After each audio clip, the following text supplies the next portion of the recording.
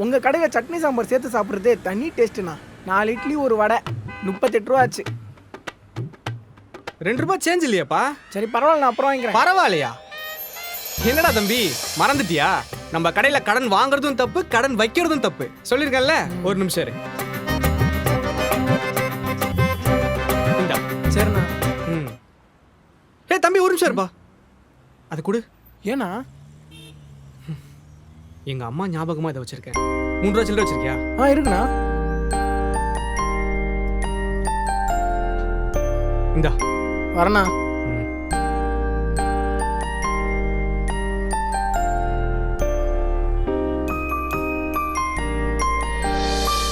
எங்க அம்மா வெண்ணிலா. நான் இல்லாத இந்த உலகத்துல பார்த்து பத்திரமா இருக்கியா?